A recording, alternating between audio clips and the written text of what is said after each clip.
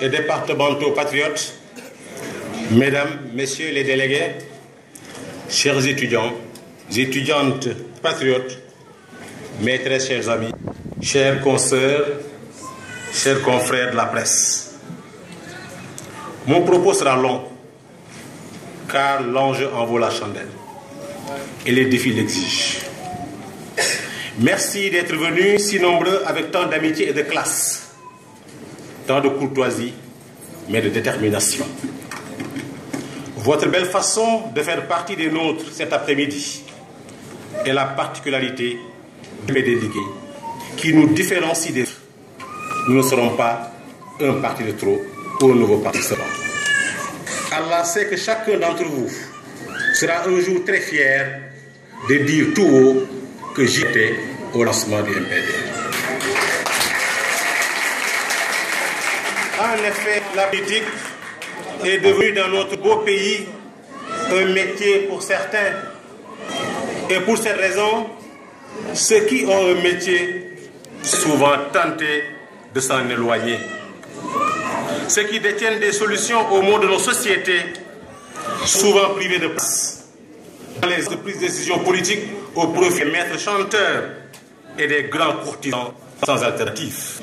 Ces derniers crient fort, insultent sans arrêt et se font calmer par des postes, des sous ou la prison parfois. Les maires qui n'aiment pas insulter ou se faire insulter par des moyens brillants qu'eux se taisent et laissent faire ou attendent simplement l'élection qui suit pour régler des comptes aux insulteurs ou aux incompétents.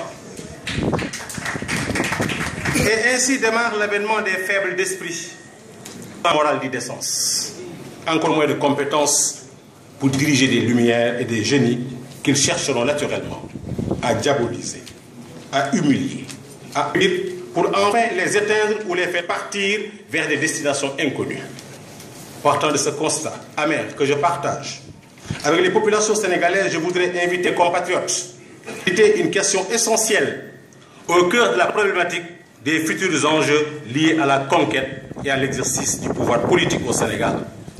Comment le peuple sénégalais, d'habitude si alerte et vif dans l'intuition et la réflexion, pourra-t-il se laisser abuser pour investir sa confiance chez des hommes et des femmes dont la démarche électorale se fonde sur la calomnie, la médisance, la délation, la manipulation, la violence sur fond d'exposition ostentatoire de richesses volées, de systématiquement trahies et abusées. Sans offre politique claire, on doit s'abstenir de battre campagne ou de porter des ambitions nationales pour gouverner le Sénégal. Le Sénégal, sur la base de la critique simple et facile de l'existence. Ceux qui n'ont pas d'ambition en nos droits. Nous, les patriotes, nous avons des ambitions, mais nous avons aussi les moyens techniques de nos ambitions. Et pour les réaliser, nous convoitons que deux soutiens, celle divine et celle du peuple, qui sont intimement liés. Aliou Sow va être président du Sénégal. Certains diront c'est trop tôt. D'autres diront au nom de quoi? Je dirais au nom de la volonté divine qui m'a tracé un parcours auquel je n'étais pas naturellement destiné. Au nom de quoi?